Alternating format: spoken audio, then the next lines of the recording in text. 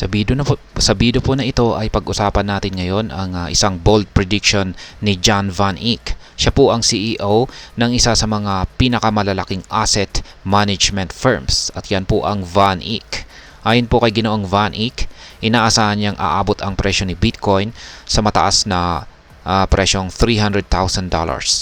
Bagaman tila mataas ito para sa iba, ang kanyang opinyon ay batay po sa teoryang si Bitcoin ay unti-unti nang nagiging digital na bersyon ng ginto. Kaya, ayan po ang siyang ating pag-uusapan sa video na ito. Pero bago po tayo magpatuloy, ay nais ko lamang po munang bigyang linaw ang aking disclaimer kung saan ang nilalaman po ng video na ito ay hindi po ito isang financial advice. For education and information purposes lamang po ang layunin nito. Ayan, bakit nga ba naniniwala si Ginoong Van Eck na aabot po sa presyong $300,000 itong si Bitcoin? Ayon po sa kanya, ang kanyang target na $300,000 para kay Bitcoin ay batay po sa ideya na magiging kalahati ito ng market cap ng ginto o ang gold. Kung susuriin natin, ang ginto ay may market cap na tinatayang nasa $12 trillion. At kung makukuha ni Bitcoin ang kalahati nito, ang presyo nito ay posibleng umabot sa $300,000 ang bawat isang Bitcoin. Tinatawag niyang conservative assumption ang projection na ito dahil hindi naman ito inaasahang tatalunin o hihigitan ni Bitcoin ang ginto. Sapat na raw ang umabot lamang ito sa kalahati ng market cap ng precious metal. Naniniwala rin po si Ginoong Van Eck na ito ay isang makatwirang prediction lalo na't unti-unti nang nagiging alternative store of value itong si Bitcoin kagaya po ng ginto. Para sa kanya, dahil si Bitcoin ay may limitadong supply na 21 million lamang, ang scarcity o kakulangan nito ay dahilan. Ito po yung siyang dahilan kung bakit ito makakakuha ng mataas na value sa hinaharap. Ngayon ay ano po ang pangunahing dahilan kung bakit tumataas ang interest ng mga investors dito po kay Bitcoin? Meron pong dalawang pangunahing dahilan ang nakikita ni Ginoong Van Eck kung bakit nagiging mas popular si Bitcoin sa mga institutional at retail investors ngayon. Una ay ang demand para sa Bitcoin-based products tulad po ng spot exchange traded funds o ETF sa US. At noong nakaraang linggo lamang ay nakapagtala po ang mga Bitcoin ETF ng inflows na $1.37 billion sa loob lamang ng isang araw. Ibig sabihin, tumataas ang interest ng mga tao na magkaroon ng exposure kay Bitcoin sa pamamagitan po ng mga financial products na mas regulated at madaling ma-access tulad ng mga ETF. Ikalawa, tumaas ang atensyon ng publiko kay Bitcoin nitong nakaraang eleksyon sa US.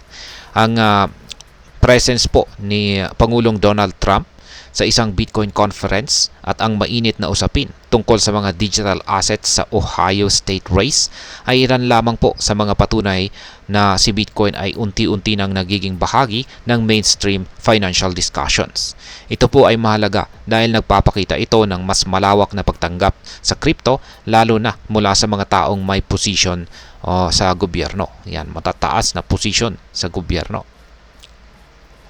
Ngayon ay paano naman ang ibang assets tulad ni Ethereum ayon kay Ginoong Van Eck? Bukod po kay Bitcoin ay binigyang pansin din ni Ginoong Van Eck ang potensyal ni Ethereum. Ayon po sa kanya, si Ethereum ay may magandang ayon po sa kanya ay magandang bilhin daw ngayon itong si Ethereum, lalo na para sa mga taong nakakaunawa sa business proposition nito. Naniniwala po siya na si Ethereum ay makikinabang sa pag-usbong ng stable coins sa global payment systems at dahil dito ay magpapatuloy po itong lumago. Ayon po kay Ginoong Van Eck, itong si Ethereum ay tinatawag na contrarian play. Ibig sabihin ay isa po siyang uri ng asset na kadalasang binabaliwala ng iba ngunit may malaking potensyal. Sa katunayan, kamakailan lamang ay tumalon ang presyo ni Ethereum sa $3,037 at umakyat po ito ng 21% sa nakalipas na linggo.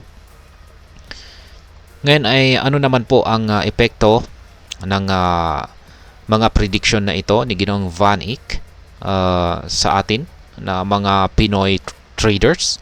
Yan, Pinoy crypto traders o investors. Kung ikaw po ay isang Pinoy crypto investor or trader, ang prediction po na ito ay maaring magbigay ng pag-asa at lakas ng loob na magpatuloy po kay Bitcoin o pag-aralan ang Ethereum. Kung magkatotoo ang sinasabi po ni Ginoong Van Eck at umabot nga sa presyong $300,000 si Bitcoin, ang mga kasalukuyang holders nito ay magkakaroon po ng malalaking returns or kita sa kanilang investment. Mahalaga ring tandaan na sa pagtaas ng interest ng malalaking investors at institution, mas nagiging stable po at legit si Bitcoin sa mga mata ng publiko, kung saan ay posibleng magdala ng mas magandang regulasyon sa crypto dito sa Pilipinas. Sa ngayon, ang Bangko Sentral ng Pilipinas o BSP ay mayroong regulasyon sa mga crypto exchanges na nagbibigay po sa mga Pilipino ng mas ligtas na paraan upang mag-invest kay Bitcoin at iba pang mga crypto assets. Kung mas lalawak po ang pagtanggap kay Bitcoin at makikita natin na umaabot ito sa mas mataas na value, mas malaki rin ang posibilidad na makikita natin ang mga bagong produkto at mas magandang mga polisiya sa crypto industry ng ating bansa. Ngayon ay ano naman po ang aking masasabi dito sa prediction ni Ginoong Van Eck. Sa akin pong pananaw, ang prediction ni Ginoong Van Eck na $300,000 para kay Bitcoin ay isa po itong makapangyarihang pahayag na nagpapakita ng kanyang tiwala sa potensyal kay Bitcoin bilang isang long-term na investment. Kahit mataas po ang presyo na ito, makikita natin na may logic naman sa kanyang sinasabi, lalo na't unti-unti nang nagiging katulad ng ginto si Bitcoin bilang isang uri ng store of value. Ngunit mahalagang tandaan na ang crypto ay isang volatile at pabago-bagong market at hindi pa rin tiyak ang kinabukasan nito.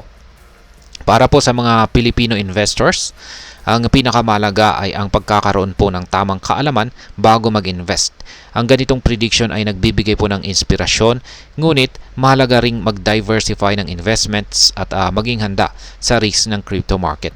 Sa kabuuan, si Bitcoin at Ethereum ay parehong promising na assets, ngunit dapat pa rin magkaroon ng tamang balanse at pag-aaral sa paghawak ng mga ito bilang bahagi ng ating investment portfolio.